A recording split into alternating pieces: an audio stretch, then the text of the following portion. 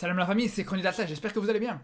Alors enfin le Barça renoue avec la victoire et surtout renoue avec un match sans encaisser de but. Parce que quand même, à un moment donné, encaisser 3 buts à chaque match, ça commence à bien faire. Alors c'est vrai que l'adversaire était plus abordable que l'Inter ou que le Real Madrid, faut le dire, faut être honnête là-dessus. C'est pour ça qu'on va pas non plus totalement s'enflammer. Bien sûr, ça fait plaisir une victoire contre Villarreal, ça fait plaisir de gagner un match avec un score aussi large, ça fait plaisir de voir un match sans encaisser de but. Et on a vu beaucoup de choses positives dans cette rencontre. Après, il faut relativiser aussi certaines choses.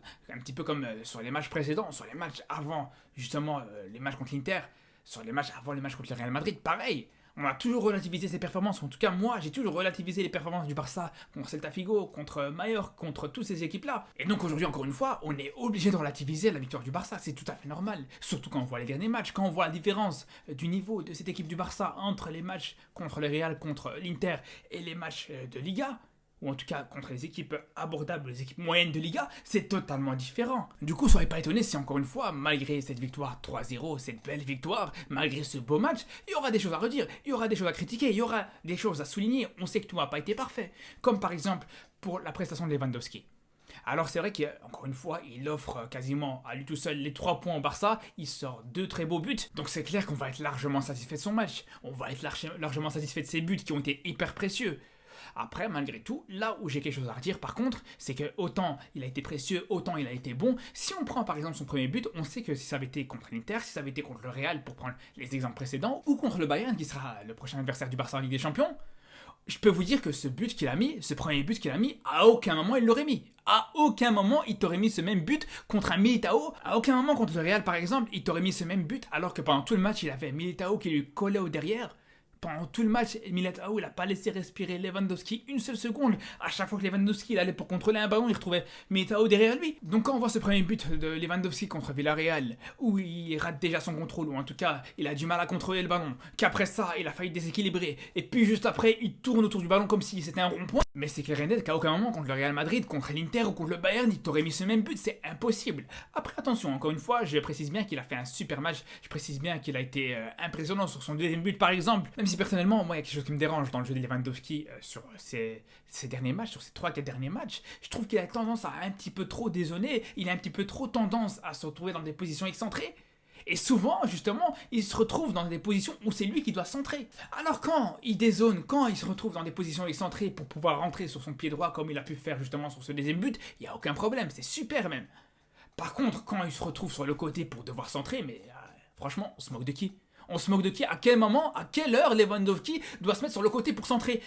Si c'est lui qui se retrouve sur le côté pour centrer, il va centrer pour qui ? Qui va mettre le ballon de la tête ? Gavi ? Non mais sérieux. Après personnellement, moi, il y a un autre joueur qui m'a pas totalement séduit, qui m'a pas totalement convaincu malgré le fait qu'il a été décisif. C'est tout simplement Ansu Fati. Alors Ansu Fati, j'ai l'impression de plus en plus que c'est un joueur qui est plus fait pour rentrer en cours de match, pour être décisif en tant que super sub plutôt qu'en tant que titulaire. Sur ce début de saison, c'est plus quand il rentre en cours de jeu qu'il est impressionnant, je trouve. Par contre, quand il est titulaire, c'est un petit peu décevant. Et comme aujourd'hui d'ailleurs. Comme aujourd'hui dans ce match contre Villarreal. C'est beaucoup trop de pertes de balles dans la surface adverse, c'est des occasions ratées, c'est beaucoup de déchets dans son jeu. Même sur son but, il y a du déchet énorme. C'est très rare. Et là, encore une fois, un petit peu comme pour Lewandowski, ce genre de but contre une équipe plus grosse, dans une compétition, dans un match avec un enjeu plus gros, à aucun moment, ça aurait fini au fond. Vous croyez vraiment, encore une fois, je reprends l'exemple de l'Inter, le Bayern ou du Real Madrid, vous croyez vraiment que contre ce genre d'équipe-là, tu peux te permettre de rater ton tir, de trouver le poteau et de après ça aller mettre le but au fond. C'est pas possible. C'est pas possible, quand tu joues avec des champions, t'as pas le droit à l'erreur. C'est pour ça qu'on peut être hyper content de son but, en espérant que ça va lui donner un petit peu de confiance, ça va un petit peu le rebooster pour la suite, mais on va pas non plus dire que c'est le but du siècle, faut pas se mentir non plus. Non mais par contre, les joueurs qui m'ont le plus séduit, les joueurs qui m'ont le plus impressionné dans ce match, c'est des joueurs qui n'ont pas été forcément décisifs, ou en tout cas pas de manière directe, comme par exemple Pedri qui encore une fois il a été monstrueux dans sa qualité de passe vers l'avant, on l'a vu sur le premier but, avec sa passe en profondeur qui a été exceptionnelle, et c'est vraiment là où on aime bien le voir, c'est vraiment dans ce registre là où il est incroyable. D'ailleurs sur le deuxième but aussi, il a été très précieux. C'est lui à la base qui est à l'origine de la récupération du ballon pour donner cette occasion pour Lewandowski. Donc encore une fois, Pedri, il n'a pas été décisif. Il n'y aura pas de statistique qui va améliorer sa carrière. Et pour le coup, il a été hyper précieux. Et c'est en grande partie à lui que le Barça doit cette victoire. Un peu comme pour Gavi d'ailleurs. Lui, on peut dire encore moins qu'il a été décisif, ou qu'il a été encore moins visible dans le travail qu'il a pu apporter. Mais pour le coup, là aussi, il a été hyper important. Regardez juste le deuxième et troisième but. Ça vient exactement dans la même situation à la base. C'est à chaque fois. Donc Gavi qui va dans l'axe pour fixer cette défense de Villarreal, pour la pousser à se resserrer et à créer des espaces sur les côtés. Et Gavi en a profité. Sur le deuxième but, il trouve Jordi Alba. Et sur le troisième but, il trouve Ferran Torres sur le côté droit. Et là, je pense que les mérites, ils reviennent peut-être à Xavi. C'est sûrement lui qui a repéré peut-être cette faille de Villarreal qui avait peut-être tendance à trop resserrer dans l'axe quand on avait un milieu de terrain qui allait conduire aux abords de la surface. C'est peut-être ça que Xavi a repéré et a demandé à Gavi de faire. Mais je trouve que de toute façon, de manière générale, le coaching de Xavi dans ce match a été très bon.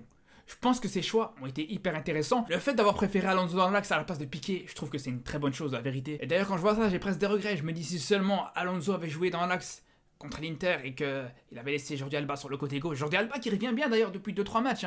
Franchement, il fait des choses intéressantes. Donc franchement, si on avait vu Jordi Alba sur le côté gauche contre l'Inter et Alonso et peut-être Eric Garcia dans l'axe, je pense que ça aurait pu être hyper intéressant. En tout cas, nous on se retrouve dimanche après le match contre Bilbao pour un petit débrief. D'ailleurs, ce match contre Bilbao, il va être hyper intéressant parce qu'il faut se rappeler d'une chose. Autant on peut accepter l'élimination, on peut déjà être résigné et savoir que là, le Barça en Ligue des Champions, c'est mort.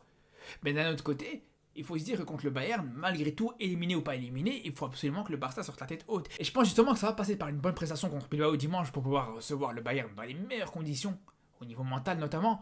Donc je vous dis à dimanche pour un débrief de ce match contre Bilbao. Et surtout d'ici là, prenez soin de vous.